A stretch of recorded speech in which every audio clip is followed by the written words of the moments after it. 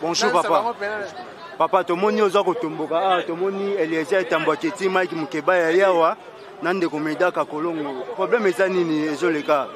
Bon, les défis, Batubaya, Kiawa, Kosolola, Nabiso, Kenon, Babouka, Kioske, Baranger, les Bisso terrain, à Balé, Kotoyo, et Getika, la Bouepo, Namua, Batuoyo, Bayaka, moi, Ropema, la Bassa, Bantete, tout ça, Ropema. Oui, Wana, Toboyaki, Amote. Mais, et comme il c'est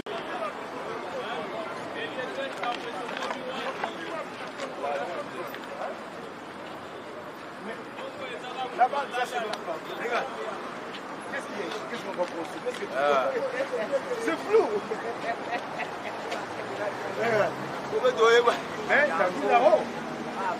Réhabilitation et réaménagement. Donc quand on dit réhabilitation, mais ça ici, c'est quoi ça? C'est flou. Ça c'est un construit là-bas. Ça c'est ici. Et là-bas, ils vont faire ça. Mais essayez de voir c'est quoi.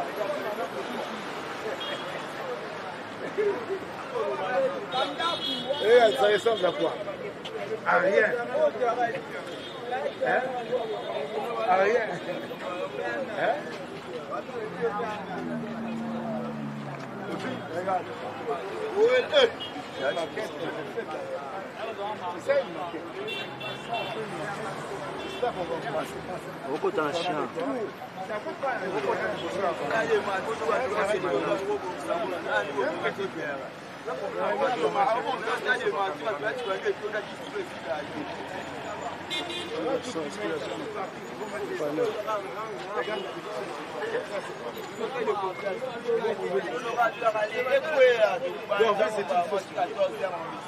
Cette partie ici.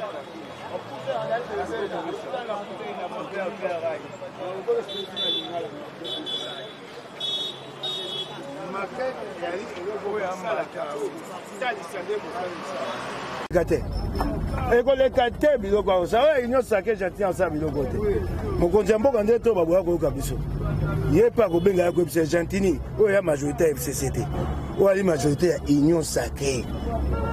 majorité na biso Eliezer nde aza na asinzeli na ye ngai nde aza Eliezer asinzeli na ngai soko osakani kaka moningo boza na ye nde akobobola euta mosika te wana nyonso ake soki asakani yo kobikisa ngai yo Fofana yo okobikisa ngai eloko tokobanga gouvernement provincial ekomi gouvernement ya bacope. Le quoi gouvernement qui bouge pas cop il va congolais bazolanda pour moi député provincial tant ozolo ba boye bato considérer cop ba suga ate ba ochango na 7e minute dimete ba ko chango susu na terrain mefe o alemba bana lemba ko na mefe bo tele makakala bana terrain mefe na beleli bi bo tele ma ba ko la bino lokwa boye kuna pa na bino si autant que la mikili a poto honorable attaque ba député na biso toma ba voyagaka est-ce que makambo boye et ça les makuna au monde nde batonga ba commune na biso asepeli honorable Eliezer Tambalobi yango au monde batonga ba commune na biso batonga ba commune na biso lokwa bandako ba ya ba pigeon et kangama esika ya mon pépé réalité batonga bongo te batonga kotiki mo esika bato bazwa mon pépé sika bisika yo basalela biso kala oyo etika ya mopepe soko olamuki batie eloko na Kisasa soko vandi boye posa koza mopepe zio ozaka na esika mwa okende oyebi okende api ba sotango ozamonaka polele boye moto aya ovanda azwa mopepe réalité. Mais honorable, la population, question mon outil balobi que bino ba députés provinciaux, certains députés bien sûr, vous avez na kati ya copie makambo. Hein? Bino certains députés provinciaux bazape na kati ya copie. On va na yebi yo kendo tuna bango. Mais honorable attaque député provincial, tant aux hommes on sécuriser d'abord les Congolais, mais la place bon là les policiers basent na bamanduki. Il doit attaquer élu, il y a peuple. Aux hommes on a un dégât. Donc côté des policiers na ba armes, parce sécuriser place. Sur là nous sommes là na balaba na biso ba policiers to sécuriser. Wana mabe ya polushi te. Mokonzi mboka ya ngumba Kisasa abi batu wa polushi bachawa. Sivano Kasonga tindi polushi kokoti ya Sivano Kasonga makambo ya te. Makambo ya Gentini Ngobila gouverneur ya COP. Mais pourquoi vous allez gouverner la COP et regarder la Kisasa? Hein? Gentini Ngobila. Azoko ya te. Wa makambo na bango na maele ko sam. Merci. Tomoni bozami balé. Yona di passa na yo. Honorable Eliezer attaque député national. Et lorsque ce pays singa ko koma awa balobi au défenda. Pe oyebi place au malam. Attaque député national, les députés mieux élus, dans le Kunga. Vous avez députés nommés, réactionnaires. C'est moi qui ai dit à personne. Je parle à personne. Ok. Voilà. Tu as entendu? À personne. C'est moi qui l'ai dit. Je parle à personne. Je parle à personne. Je parle à personne. Je vous présente les documents, je peux répondre. Ouais. Amène les documents, c'est encore mieux. La presse est là, donnez les documents. Jonathan. C'est lui apparemment qui est le responsable ici. Amène les documents. La presse est là. On se parle avec beaucoup d'élégance. Amène les documents. Donne-moi les documents. Il n'y a pas de problème. Je veux juste montrer à la presse que nous avons des honorables qui ne vérifient pas l'information à la source. Ok, ben voilà, c'est bon. Et il a le pouvoir de faire une motion. Il ne le fait pas parce que... J'ai déjà mis en place une commission, monsieur. Vous allez répondre. Ouais. Vous avez là l'accusé de réception du document. Vous comprenez? Vous pouvez filmer. Vous avez le projet qui est là, l'accusé de raison. Tous les responsables sont informés. Là, vous avez les terrains octroyés. Il n'y a pas que terrain comète pour lequel M. Moukeba il se bat. Donc, vous pouvez prendre le nombre de terrains octroyés. Là, vous avez la lettre de transmission du ministre de Sport provincial. Et là, vous avez la réponse du gouverneur. Non, quand on dit que c'est faux, on présente Jonathan.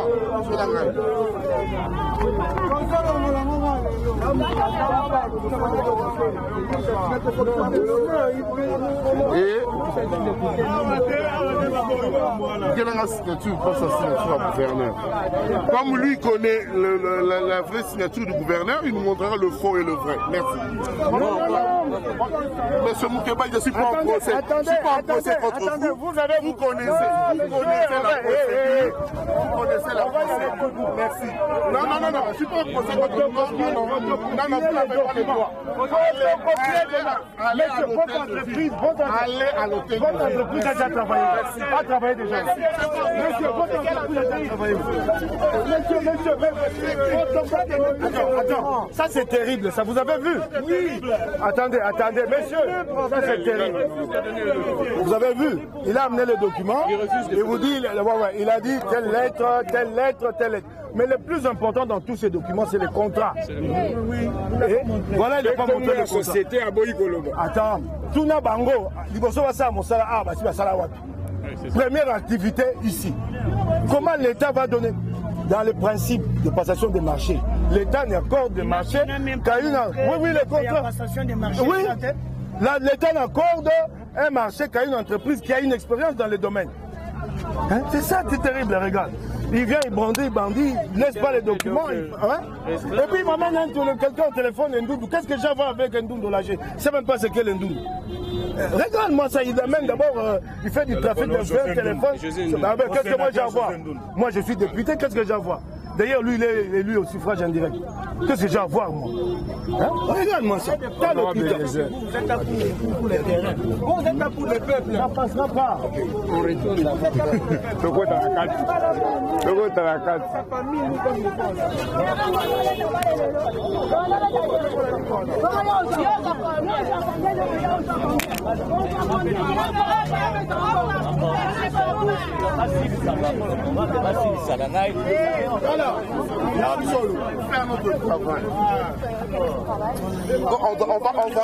On va réaménager et aménager le terrain de football qui existait et qui sera. Mais nous n'avions pas vu la lettre de la passation des marchés. Je suis désolé, monsieur. Monsieur l'honorable.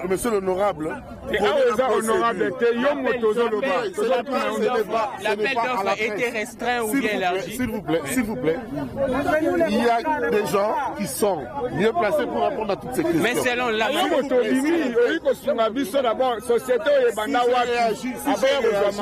vous pouvez voir dans quelles conditions nous travaillons. Mais selon la maquette, on ne voit pas seulement les terrains, on voit aussi. Une question. À part la maquette,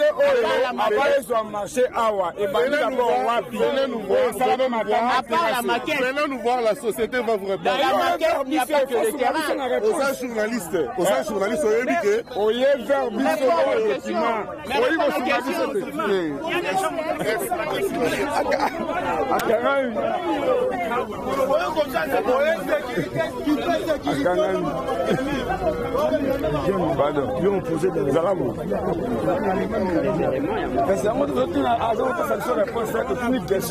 on n'a pas vu les contrats. Allez-y. On n'a pas vu les contrats. Vous êtes de la chaîne Molière. Je ne pense pas que les gens doivent vous attaquer parce que vous êtes de la chaîne Molière. Donc il y a des responsables de Molière en cas de problème qui peuvent répondre. Merci. Monsieur Naïbi Siopé,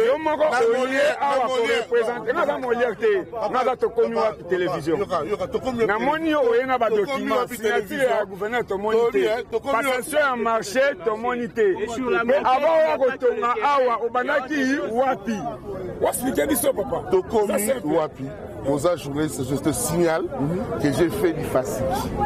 Il y a des personnes appropriées pour te répondre à cette question. Mais on est menacé, il faut le dire. Il faut dire que M. Moukébaï a amené des gens pour nous menacer. Voilà pourquoi, nous menacer, le rôle de menacer. Il nous a menacé, on a pris des chaises. On a pris des chaises. Si vous êtes journaliste, soyez honnête. Si vous êtes journaliste, il y a plus de chaises. Oui, merci Makiti. Oui, merci. Mais passation à Marseille, comme on dit au cœur de document. Merci, non, Italie a été. Papa, caméra, Italie, parce que vous devez défendre la société. Yo moutoye ko défendre société. Honorable Moukébaï a la député provincial. Esengeli a défendre le terrain. Il y a un journaliste. Est-ce que M. Moukébaï a retourné en Naï, a retourné en bateau, il y a gérant. Il y a une qualité ni a un document qu'on défend. Propriété privée. Il y a une propriété privée. Il y a un document ni. Caméra eza Molière to ya tokomi. Et c'est aussi bango. Na lobby hein. Passation, il y a marché. Merci. Sur les journalistes, on fait bien son travail. Mais moi, tout ça, là, s'il vous plaît, ça va. Maman.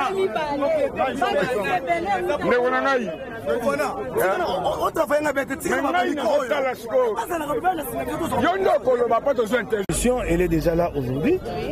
L'élu a plusieurs moyens. Ça aussi, c'est un moyen démocratique que nous avons mis en œuvre aujourd'hui avec les miens qui m'ont accompagné. Mais dans l'entretemps, il y a une commission d'enquête qui a été mise en place et les ministres concernés passera devant cette commission. C'est le ministre provincial de la jeunesse et des sports et avec lui donc l'entreprise avec laquelle il a signé le contrat. Voilà. C'est ça. Okay. Mais allez-y tous vers lui, posez-lui les questions, demandez-lui de mettre à votre disposition tous les soubassements, toute la documentation. Puisqu'il s'agit d'un contrat public-privé. Donc ce n'est pas un contrat à eux, il s'agit d'un terrain qui appartient à toute une communauté. Donc lui, il a intérêt à jouer à la transparence. Demandez-lui qu'il mette à votre disposition tous les documents. Ok, merci. Ok.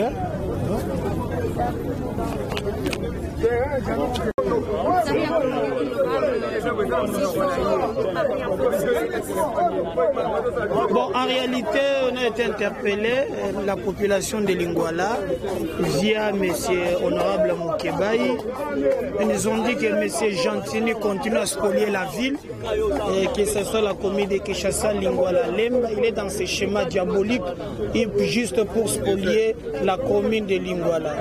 Donc, raison pour laquelle on est venu nous opposer catégoriquement pour protéger les espaces qui du reste appartiennent à la jeunesse. Ailleurs, l'État s'occupe de la jeunesse en construisant le site périmètre touristique au moins de l'Internet gratuit qui peut permettre à la jeunesse de se développer. Mais ici, dans la logique de M.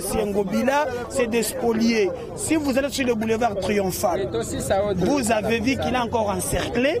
Et la chose grave, j'aurais appris, il n'y a même pas de documents. Et vous avez vu, on vient de vous montrer des papiers qui du reste n'a pas de soubassement ni contrat. Et si nous ne nous opposons pas à Ngobila, il amènera Yumbi à Kinshasa. Donc nous demandons à la jeunesse quinoise de nous mobiliser comme un seul homme pour barrer la route à M. Gentini Ngobila. Merci.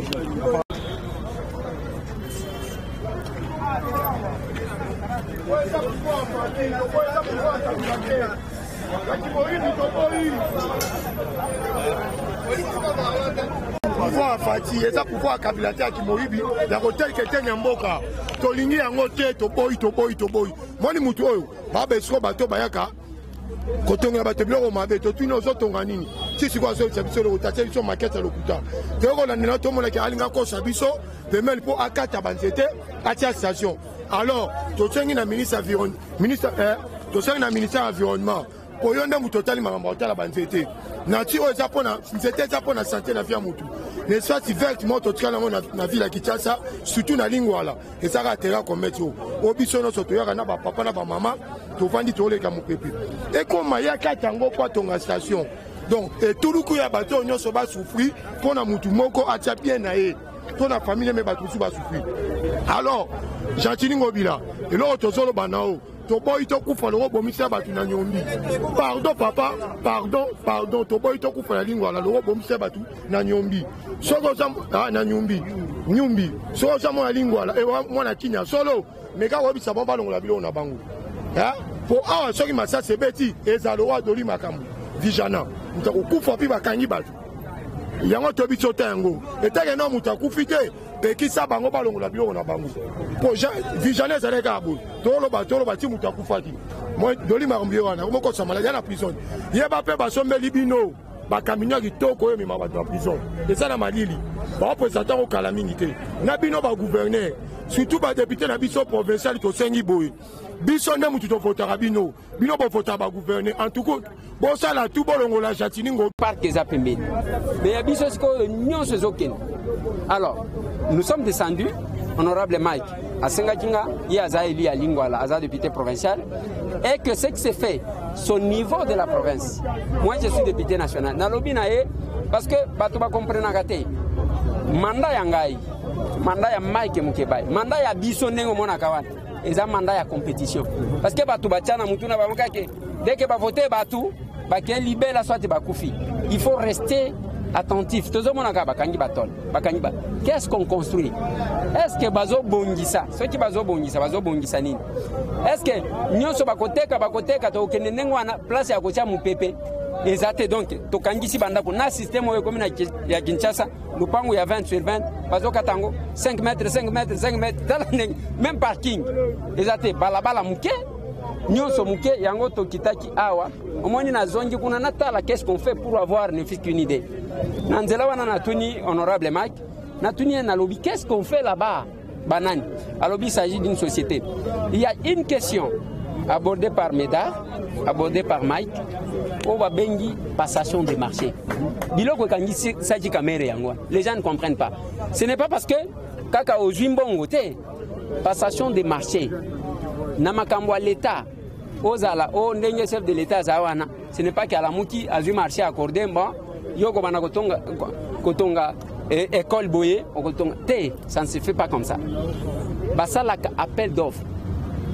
Il y a la passation qu'on appelle de gré à gré. De gré à gré, c'est une passation basée sur confiance, basée sur l'expérience. Il faut tala, bozo pesa nani, muto sala nini, et puis expérience na ezani. Donc, ce qui est appel d'offres, wana mutunyo soit postulé. Il y a l'appel d'offres qui se fait avec concours. Est-ce que Bandeko, pour obtenir yango, ils ont suivi ça? Ba clause ya contrat ezanini. Tout simplement ça te comprendre. Parce que même de Kowana Utikoloba, à cause de l'anaïe innocent, à cause de l'anaïe innocent. Maintenant, il y a été lié. Je ne sais pas si on se comprend. Nani a été lié. Est-ce qu'elle a dit procédure? Et là, on y a un sale. Et puis, population, Batoubaye Bakate. Les gens qui ont ici, Babouki plus de 118 ndako. Pour Nanini, parce que Balingi Basala Wins.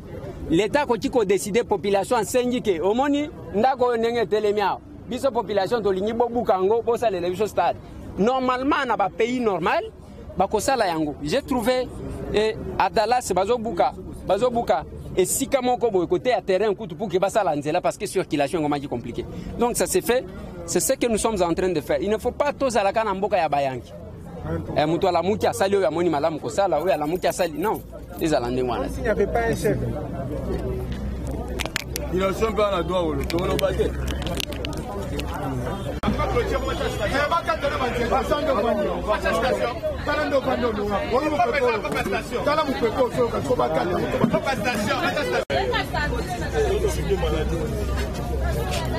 Kotiala ki moyibi na bino boyiba bando yiba na kabila okokwa wendo bomisa batino nyombi kuna na yo popesano kabila kinya na samba no ko kimbo la na samba to boyiba problem yango na lo bana so sa mona poto za na salité te uko na kino no bomisa kini salité to lingi mambo na ke